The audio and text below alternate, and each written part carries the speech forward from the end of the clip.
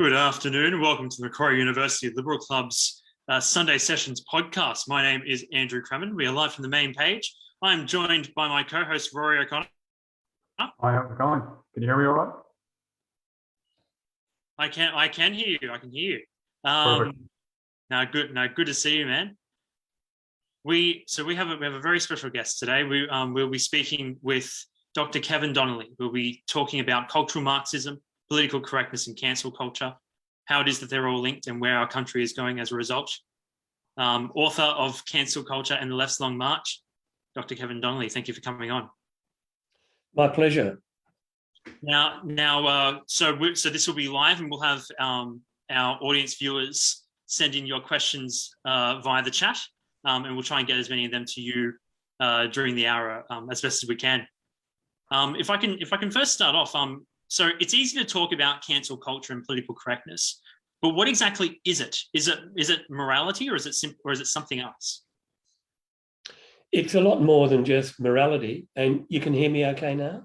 Yep, I can hear you fine. Yeah, it's really a neo-Marxist philosophy, political philosophy, that really took off during the late 20s and 30s. And I won't go into the origin just yet, but it really was an attempt by a group of academics to argue, well, there would never be a revolution in the West as there was in Russia. And so if the Marxists or neo-Marxists were going to succeed, they would have to take the long march through the institutions. So it was more a cultural war in terms of taking over or infiltrating and taking over universities, schools, the education system, the media, political parties, obviously, even the family and the church. So it's not an economic movement in the sense that classical Marxism is. It's really about the culture wars, which gets back to a political movement, a very radical one, which is really about ideology, about influencing, as I say, education in particular. You said it came from the 20s and 30s. In what part of the world?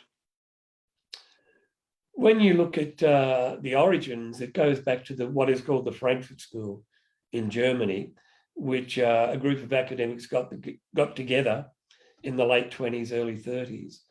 And as I mentioned, their argument was that if the West was going to be taken over by radicals, then it would have to be the Long March. And so you get this culture wars. When you look at what happened during the late 60s, and I'm old enough to remember that, we had what was called the Cultural Revolution. And so the students at the Sorbonne in Paris, for example, took to the streets. There was the anti-war movement around the world because of America's and our involvement in the Vietnam War. There was the rise of the hippie movement, Woodstock, as I say, moratoriums. So there was a whole counterculture movement during the late 60s that gave the Frankfurt School, if you like, a shot in the arm and kicked it along. And at the same time, there was a range of ideologies, philosophies, whether it was deconstructionism, postmodernism, and what is now radical gender theory, radical feminism, even post-colonial theory. So you have this rainbow alliance. And when you look at the cover of the book, it's got a fist with a rainbow. And the reason I did that was to try and capture this rainbow alliance of different ideologies that have all come together under the banner of the culture wars. So I guess one of the questions I had that was kind of a follow-up to that is, who were the key thinkers of cultural Marxism, cancel culture? Who were the main people that kind of promoted this? There were many, obviously, who contributed. I mean, in one sense, even Lenin, at the initial stage of the Russian Revolution, and also Stalin to a lesser degree, their argument was that it had to be an international movement. And so one way to get that sort of global penetration especially during the 40s and 50s, was for the Communist Party in Russia to invite academics across from London or New York or Sydney or Melbourne. So there was the actual international move drew on various academics from around the world. But if you go back to the actual philosophy, if I can call it that, it goes back to Antonio Gramsci, who wrote the prison notebooks during the 30s, an Italian Marxist. And he introduced this idea of cultural hegemony or cultural hegemony. And what Gramsci argued is that capitalism, Western societies are able to reproduce themselves through this cultural ideology. And another academic was Alcazar, I think a Frenchman. And he argued that capitalism, again, was able to reproduce itself through what he called the ideological state apparatus. So he argued that Western societies might use physical force, the police, the army, but a far more effective way for a capitalist society, America, England, Australia, a far more effective way to reproduce itself was through the, as I say, through cultural hegemony and the ideological state apparatus. And then obviously you get, during the 60s and 70s, a whole host of mainly French philosophers, Derrida, Roland Barthes, and especially Foucault. And their argument, and it was taken up by sociology in particular, was that, again, if you look at the way society operates, it's all based on power relationships. So in marriage, for example, it's a patriarchal society where men are in control, women are always subjugated. If you look at education, the argument was, and that's my background, education, I taught for 18 years, and the masters and the doctorate are in education, the curriculum. But if you look at schools, for example, a belief in meritocracy, in competitive examinations, in teaching about Western culture, Western civilization, that grand narrative, again, the neo-Marxists argue that is all reinforcing capitalist control.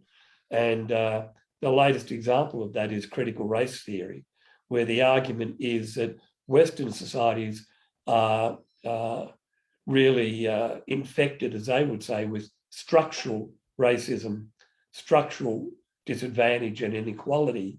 And so the way you overcome that is through taking control of the culture, education, the media, even the family, as I mentioned. How did this get introduced into Australia? Well, as I say, it's an international movement. In the book, Chapter 1 by Gary Marx talks about the origins. And there is a very good chapter by Jennifer Oriel, who writes for The Australian, you might know. She's written one on universities. I've written one on schools. The primary vehicle was through universities. And as I mentioned, sociology departments in particular. During the late 60s, early 70s, in America, England, Australia, Europe, a lot of academics became radicalized by their involvement during the late 50s and 60s in the counterculture movement. So a lot of people of my generation who went through university during the late 60s, during the 70s, what was happening was that there was this whole move to take over English departments, literature, sociology, I mentioned, politics, history, and it was very effective. So in education, for example, when I did my teacher training, it was all based on sociology, on people like Freire, the Marxist Brazilian. And so I was taught that English teaching was all about empowering, liberating, student agency, deconstructing literature in terms of power relationships. So the primary vehicle has been through education, through universities. And that's why I've been a very strong critic of the national curriculum school curriculum, because that really epitomizes how dangerous it's all become. So I had a question then when it comes to how much influence are these kind of ideologies such as cultural Marxism? Is it total control? Is it already too late? Have they overrun the universities and educations? Or is this a small minority that's quite vocal? I mean, that's a very good question. And I mean, one indicator for me, I write a bit for what's called The Conservative Woman. It's a blog in London, and worth having a look at if you haven't seen it, just The Conservative Woman. But I wrote an article there and I looked at a lot of the surveys and research about the percentage of academics in England, America, and by, well, implication, Australia and New Zealand. The percentage of academics can be up to as much as 70 or 80% are left of centre in terms of their politics. So if you look at England, for example, the overwhelming majority of academics will vote Labor rather than the Conservative Party. In England, the overwhelming number of academics vote Republican. And if you go back to writers like Harold Bloom, who was writing during the, I think, 70s and 80s, most faculties or departments of history, sociology, English, cultural studies, the overwhelming majority of academics were left of centre, pushing this very radical, what I call cultural left ideology. So it's a significant number of academics. And some years ago, in the IPA in Melbourne, the Institute of Public Affairs in Melbourne, have done some surveys. If you look, for example, at the way history is taught, or for me, I looked at literature, faculties now are more about cultural studies. They're more about looking at, for example, Shakespeare or Jane Austen or Patrick White or David Malouf or Conrad in terms of post-colonial theory, gender theory. And so it's not just that the academics are left of centre, but when you look at the subjects they're teaching, obviously and quite naturally, they're left of centre as well. So universities, and there was a very great academic at Canberra and then Sydney, Pierre Rickman, he wrote the Boyer lectures for the ABC of all places about 30 years ago. And he argued it was so bad that he said, the universities are dead. The only problem is most people don't know. The general public doesn't realise that universities are no longer about what T.S. Eliot, the English poet, called wisdom and truth and objectivity or rationality, that idea of a liberal education that goes back to the Reformation and before then to Cardinal Newman and even back to the Greeks philosophers. That idea of a liberal education no longer applies. Universities now are really controlled, dominated by the cultural left. Now, that doesn't mean you give up. There are a lot of young people, young students who are reacting against it, even if they do put all this stuff in their essays so they get a good grade. But a lot of students are actually pushing back now. And if you look at Sydney, there's Campion College, which is a liberal arts college, which is gaining in enrolments.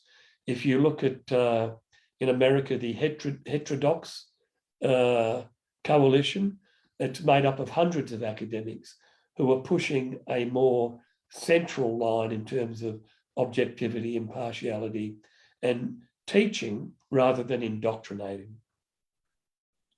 Just before you go on, Andrew, just following up on that, I know you talked about there was kind of a long march through those institutions. When it becomes, or has become so saturated with quite left-wing professors, how have they been able to do that? Have they, been bullying or pressuring other kind of more conservative or right of center academics? Or is it the case that, do you feel that perhaps right of center people are just not inclined to become professors, interested in universities? How exactly has that march occurred, Yeah, I mean, it's a difficult one to answer in a sense that I don't think, well, I'm not aware of any sort of study or research that looks at that. But sort of anecdotally, I know when I was doing my postgraduate work in education, it took me 2 or 3 months to find supervisors who would be willing to look at it, because I was being very critical of the prevailing orthodoxy as it was then, which was centre left. Luckily, I found someone at La Trobe University in Melbourne, Brian Crittenden, but he was on the outer, if you like, and gradually at universities, centre left or cultural left academics gradually infiltrated, took over. And I suppose it's because they'd all been at school and done their undergraduate degrees during the 60s and 70s. And so it was only natural that as they progressed with that kind of ideological commitment, that as they progressed, that they would gain the positions. And that was influenced by various professional associations and subject associations that were pushing the same cultural left ideology.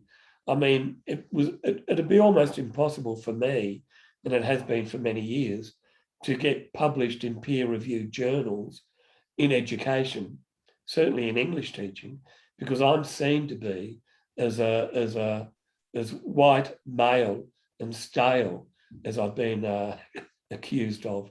So there are a number of things here. One, it's a natural kind of progression.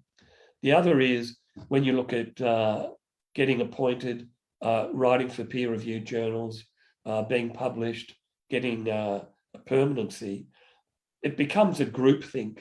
It's kind of like you're either one of us or you're not. And if you're not, you're on the outer. And a lot of good university academics I've known, gradually, after they've retired, they've been replaced by people who are very much centre left, or they're just quietly pushed out and not given permanency or not given the ability to publish in peer-reviewed journals. So it's become very doctrinaire, as I said, groupthink. And that's really why Pierre Rickman argued universities, as they should be, are no longer exist, except for rare ones like Campion in Sydney, and there are a number of obviously in America.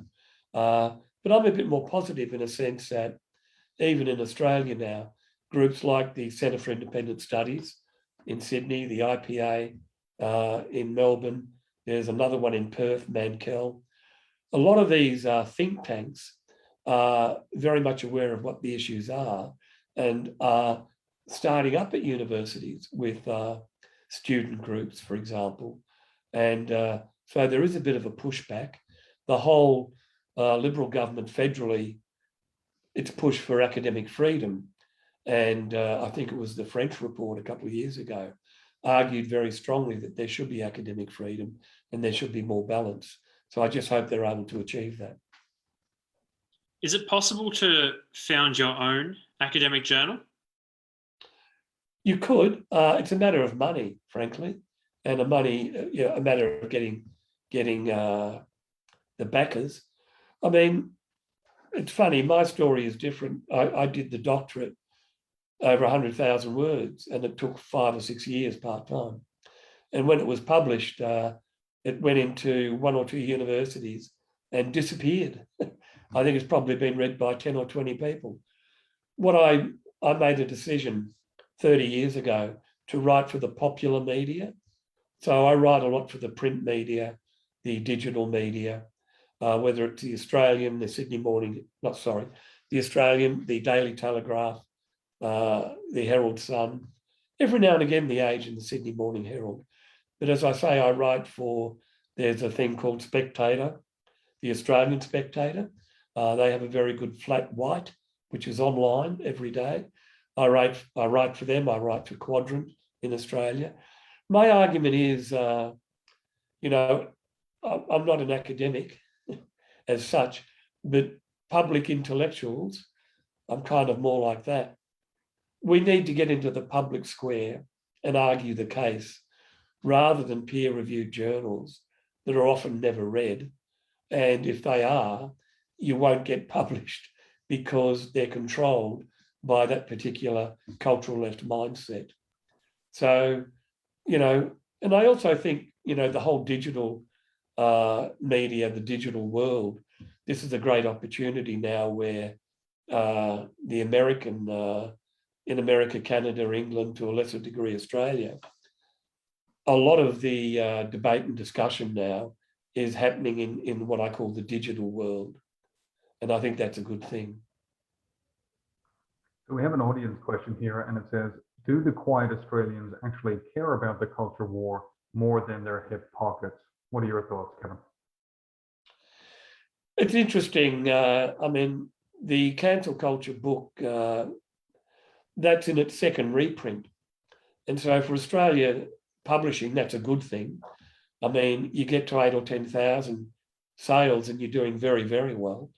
But after that book was published, and I also did one last year, a politically correct dictionary and guide, which sold very well.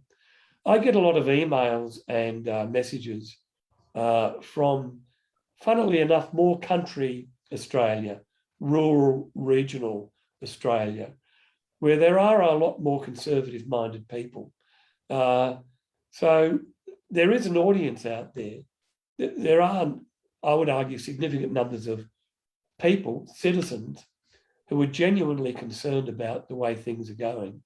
Now, whether it's political correctness, Qantas saying that you can't say husband and wife, or you can't talk about, when people are hopping on the plane, you can't say mum and dad or husband and wife, or whether it's even the public service in Victoria having they days where they have to use non-binary pronouns.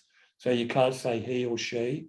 Whether it was a Safe Schools program that went into primary and secondary schools around Australia, the gender fluidity program, teaching even kindergarten kids that boys can be girls and girls can be boys, and that gender, sexuality, is a social construct that they have the power to change. A lot of parents are finding this out through schools, that their kids are coming home upset or not sure of what's going on.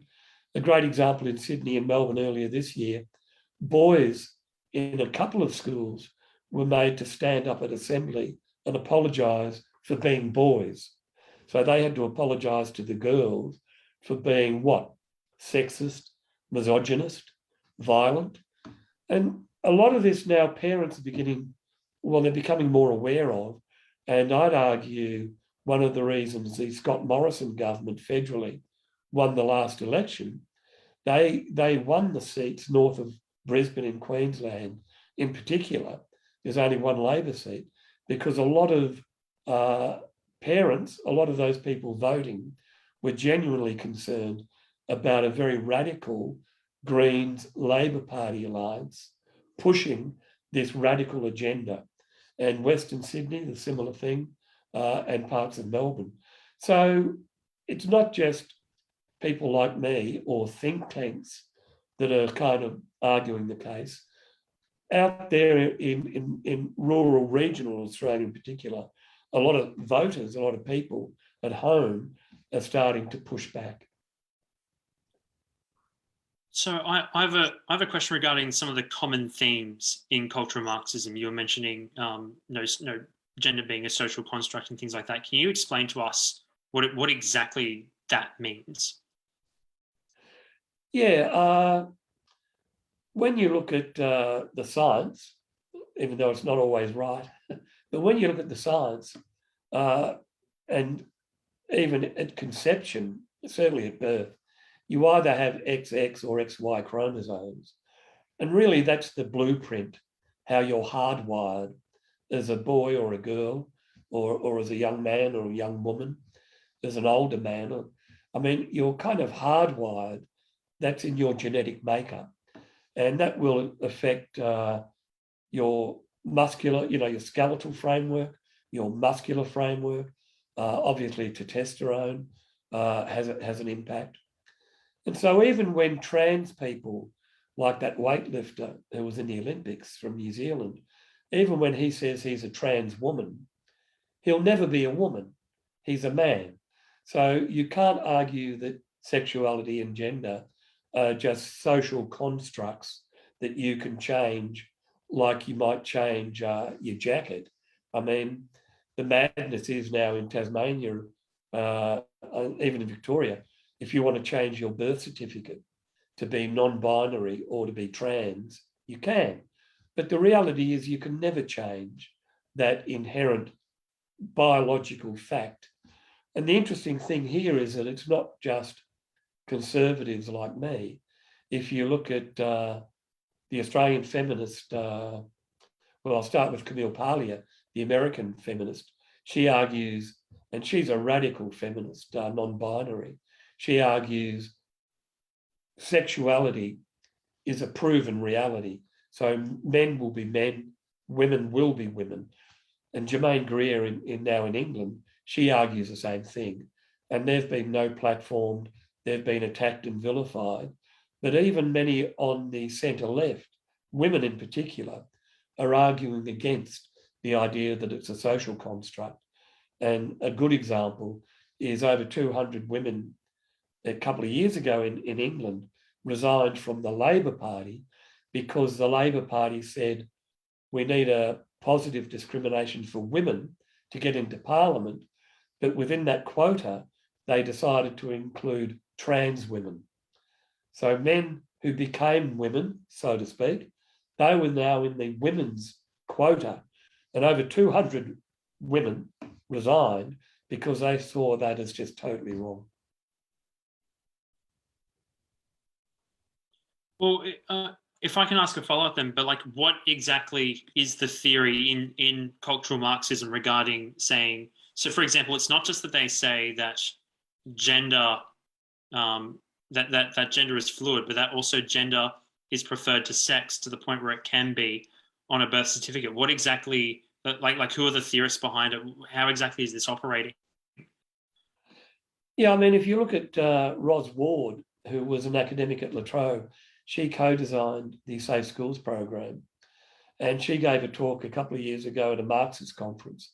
And she argued very publicly that it was not about stopping bullying, because the argument was that LGBTQI plus children, students, are being bullied. She said it's not about stopping bullying. It's about a radical neo-Marxist view of society where you get rid of the traditional marriage, you get rid of a binary sense of gender and sexuality. And part of that from a neo-Marxist point of view, and Marxism is the same, the argument is that the family, the traditional family, is one of the foundation stones of Western culture, Western society, and others as well. But it's a foundation stone. And part of it, if you've read 1984 by George Orwell and even Aldous Huxley, Brave New World, the argument there from a theoretical point of view, from a Marxist or neo-Marxist argument, is that if the state, i.e. Big Brother in 1984, or the party, if, for example, Lenin or Stalin or Mao Zedong or Ho Chi Minh, if the party and the president or dictator was going to have control, they would have to, if not destroy the family, totally re-engineer it so that the family no longer became a mother and a father as authority figures that raised children within that family situation. The children, in fact, became children of the state, of the party. And one way to achieve that would be to get rid of the whole idea of mum and dad, fathers and mothers. And obviously, from a radical feminist point of view, the traditional family, some even argue that it's a institutionalized rape, that wives are commodified there for the sexual pleasure of their husbands, there to reproduce. And so they had to get rid of that bond, that relationship. So, you know, I'm not an expert in that area, but I know when it comes to gender and sexuality, there's a whole construct behind it. And, you know, I've mentioned a couple of brief points there, but I think I get back to if the state is going to dominate, then it has to really destroy the family. I have an audience question here. It says, I've read some left-wing commentators argue that concern over cultural Marxism, the Frankfurt School, and the long march through the institutions is just a conspiracy theory. So the question is, how can we respond to those left-wing critics that say this? Well, one example, and it's mentioned in the book, Cancel Culture, and I wrote about it for the Conservative Woman just recently. If you look at America, for example, over, I think, 150 centre-left academics, commentators, authors wrote an open letter criticising groupthink, centre-left groupthink, political correctness, what's become known as cancel culture. These were 150, not conservative people, but centre-left people. They argued it had gone too far and that it was now a form of censorship.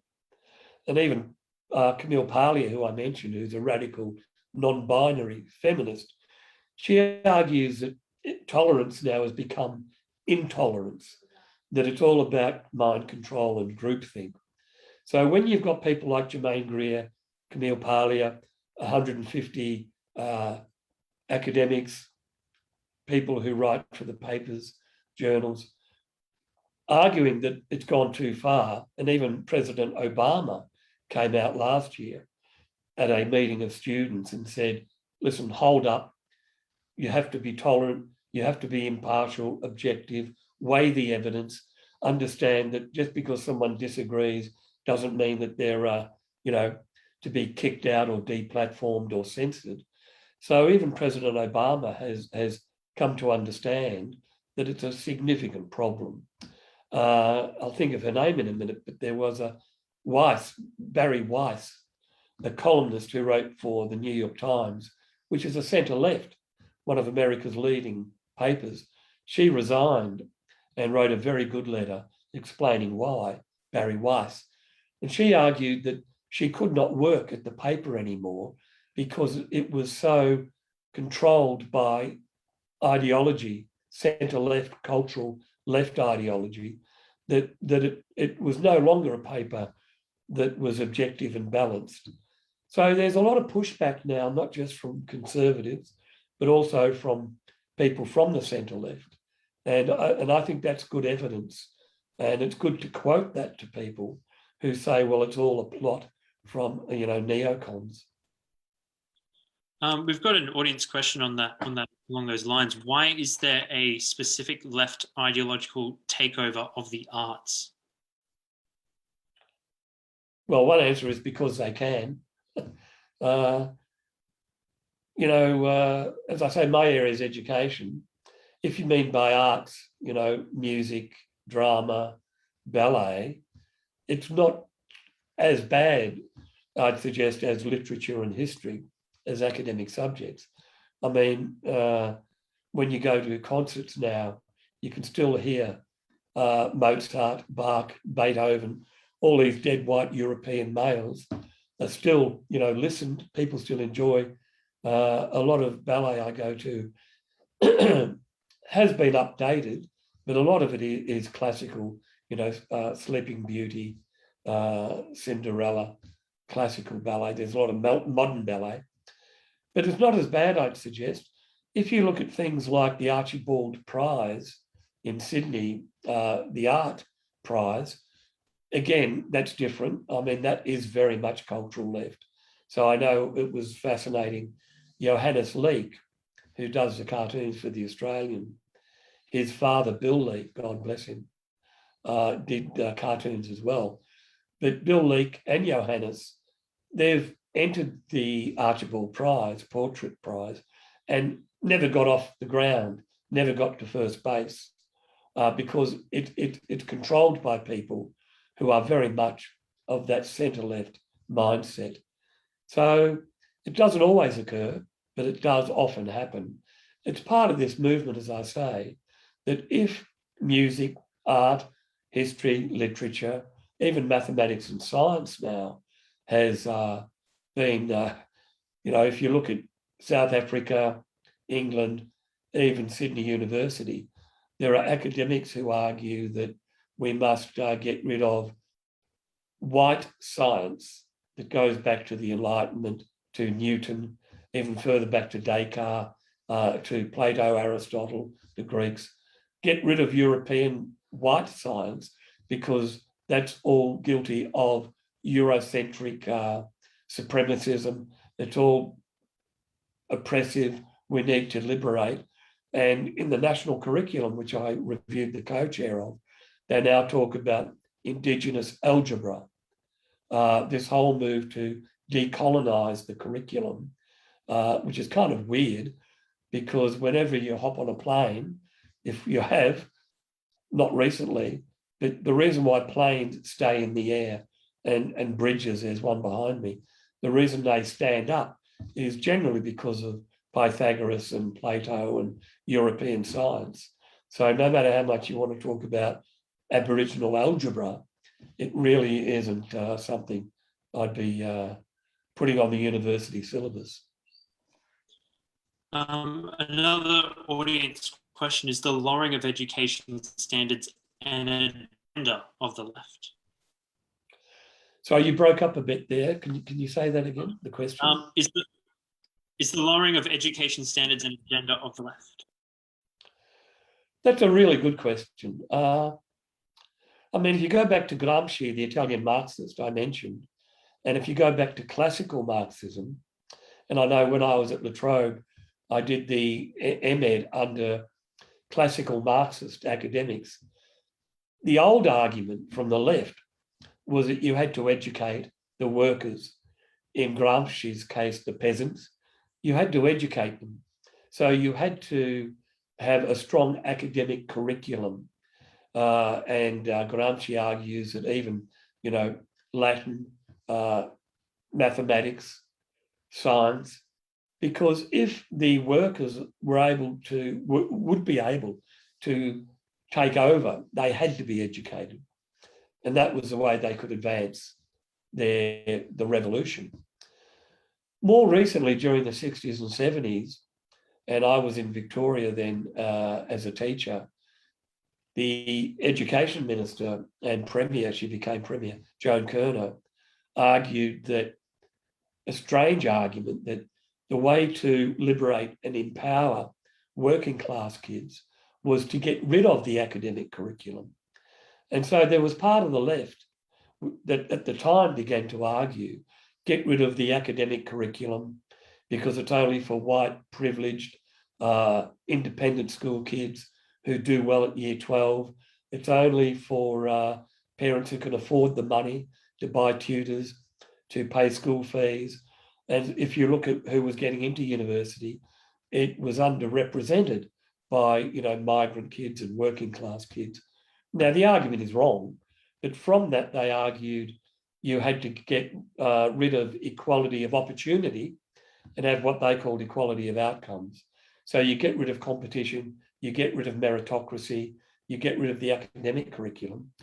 And I wrote a book some years ago called Dumbing Down, and that's an American expression, but what it refers to is that what's happened in schools in particular, the school curriculum, in the West, we've dumbed down the curriculum because the argument is don't be elitist, don't push meritocracy, get rid of grading, get rid of examinations. I mean, I've done a number of benchmarking projects internationally, and I'm not saying it's a good thing all the time, but when you look at places like Singapore, they have an exam at the end of primary school. They have often exams at year 10. There's a lot of testing. When I went to school in Melbourne, we had the intermediate, the leaving certificate, matriculation, and before then proficiency. So the argument was get rid of all of that, get rid of examinations. The left argued that that was the right way to go. So in Australia, our kids only do one competitive exam at year 12, and the curriculum's been dumbed down. And there are some arguing now to get rid of grading, to get rid of what's called the ATAR, that you would know more about than I would, because it's all about equality of outcomes. So it should be now, as they do in America, it's happening in Australia. If you're trying to get into university, you don't just look at the grade, you look at whether you're white, male, if you're in America, Hispanic, if you're Puerto Rican, if you're a woman, you get bonus points. So it's all about positive discrimination. It never happened in a lot of countries like Finland, Sweden. It never happened in Singapore, Hong Kong, Japan. They still have this idea of competition. And China often gets now in the top 1 or 2 positions in all the international testing for mathematics and science. And even though it's supposedly a communist country, they're very big on meritocracy and pushing their kids to study hard. I just had another audience question come in. It says, do you think political correctness gives radical ideology a better chance at dominating the social sphere? Initially, yes. I mean, political correctness initially, and I mentioned George Orwell before, 1984. What the left or the centre left is very good at doing is controlling the dialogue, the conversation, controlling not just what is taught in terms of the curriculum in school and university, but actually controlling the general public discourse. So, you know, whether it's at work now, and I'll give an extreme example, you can't often, certainly in the public service in Victoria, you can't say to a woman, you can't refer to her as a she or woman, because you can get into trouble because you're categorising them in terms of their sexuality. So, as I say, one of the departments has a they day where the whole push is to get rid of gender-specific pronouns. I mean, in areas like climate change, it's impossible to question the science and to say, well, look, maybe man-made global warming isn't the whole issue. Yes, climate is changing, but maybe there's a cycle here that is not being caused by man 100%. Maybe there are other factors. To merely suggest that in polite conversation, you're immediately attacked as a climate skeptic, and you're attacked. I mean, I'm not anti-vaxxer. I will get the vaccine in after another couple of months when I see how it all plays out in terms of the Wu flu, or I call it the China virus. But even then, if you question about the efficacy of getting a shot, the vaccine, you're immediately condemned as an anti-vaxxer. So what's happening with political correctness is a general term. It controls the way we speak. It controls the mindset. It controls the language we use. And once that becomes all pervasive, people are categorized very quickly and stigmatized. And, Israel Folau was a good example. I didn't agree with what he said, the way he said it.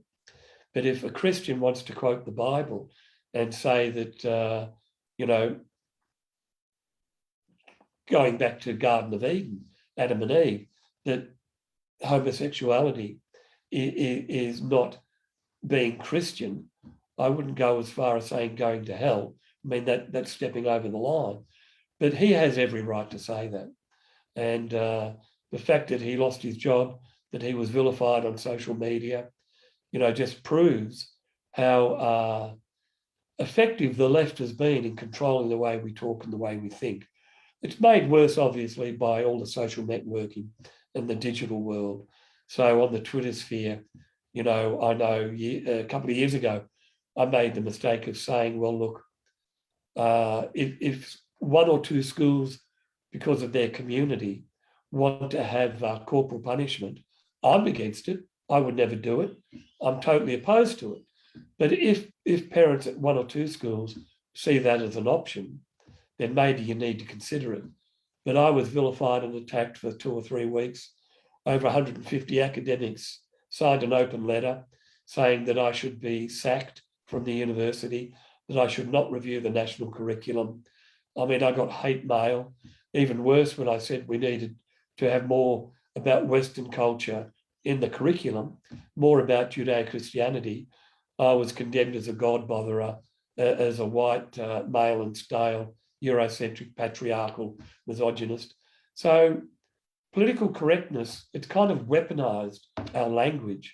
And that to me is a great regret, because I still believe people who differ should be able to have a conversation, a dialogue, without reducing it to vilifying and attacking. I remember when I was looking at Bertolt Brecht and his concept of epic theatre and didactic theatre, and he based it on the telling, and every play he's got has a particular argument. And I personally do wonder if there's something similar going on in the media. You did say that they actually control the discourse and even the limits of a debate. Where is cultural Marxism headed? What does our future look like with this? Yeah, I mean, I love Brecht. I studied his literature when I was a little bit younger. But Brecht is well worth reading because he's a bit like George Orwell. He wasn't dictatorial or part of the party. He didn't believe in groupthink and controlling people through ideology. I mean, Brecht was a very radical thinker who argued very much for, I suppose, initially what the French Revolution did about liberty, equality, and fraternity. I mean, Brecht argued against mind control and groupthink and coercion. He was very much, for the workers, and that was, I think, a good thing. But part of what's happened in the media is, I mean, when I talk to older journalists, say my age, often 30, 40 years ago, you didn't do a university degree to go into journalism. You started an apprenticeship. Often when you were 16 or 18, you may have left school at year 10 or year 12, if you got there. And you started an apprenticeship. You worked through the ground up, through whether it was the Herald or the, more subsequently the Australian or the Sydney Morning Herald or a radio station. And you hadn't been, as they are now, a lot of people who graduate from journalism have that centre-left mentality, because that's what the academics have done. They've taught them that the media, when they're reporting an incident or an issue, they're not there to report it in a factual sense, to give what happened, how, when, where, why, who was involved. The whole push in journalism now is to give a point of view, to deconstruct it, to analyse it, to give it a flavour. And generally it's of the cultural left. And I mean, the most extreme example would be the ABC. And years ago, I used to watch Q&A. I used to watch the ABC current affair shows, the news. I don't anymore, because I know that it's simply going to be the same message again and again and again. It's the same groupthink, the same mind control. So I'm a bit pessimistic when it comes to the media. I mean, thank goodness for the Murdoch press, and I write for them pretty regularly now, because in the media, you must have different voices. You must have dialogue, conversation, and debate. And the only way for citizens to understand what an issue entails is to get that rich disagreement. It doesn't have to be violent or vindictive. You can have a discussion and a debate. I mean, the Sydney Morning Herald, The Age, had a number of articles last month arguing that the Lord's Prayer should not be in the start of Parliament. And I contacted the editors and said, well, how about you let me write something to give the argument against? And they did. So that's what it should be. Now, the problem was they had 4 arguments in favour and only 1 against. So I was a token conservative, a bit like Q&A. You have 3 or 4 panel members who are all centre-left, and you have one Liberal politician generally. But even there, the problem is most Liberal politicians are centre-left anyway. I know we're starting to run out of time now. We actually only have about 3 minutes left, but there was one final question, and the main aspect to it was really, as students, how can we fight back against cancel culture, against political correctness? As students at university, what can we do to kind of have an impact on the changes in our culture at this time? Well, as you're doing today, and thank you very much for the invitation. Get speakers in. I know it's very difficult now because you're not on campus, but to get speakers in to raise a level of discussion and debate. I mean, I'd be where you can publishing. Now, whether it's letters to the editor, that's where I started 30, 40 years ago. I started writing letters to the editor, and over time I graduated to writing opinion pieces and writing for things like Spectator and Quadrant. I think in the September edition of Quadrant, there's a very good essay that's written by a teacher about what's happening in schools. But students need to organise. And I know some years ago, nationally, students had a national conference about free speech. And that was great to speak at that. So you need to do what the left does. You need to organise, you need to network, but also you need to think, well, okay, when I graduate, when I go into a profession, how can I use that to change things for the better? And it might take a bit of courage. It might take quietly working up to it.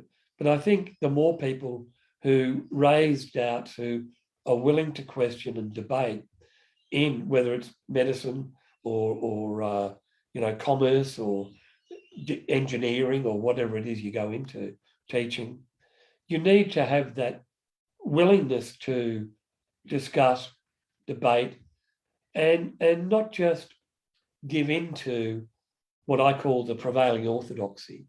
I mean, it's easier just to give up and say, well, I'll be quiet, I won't rock the boat. But really, you're doing yourself a disservice.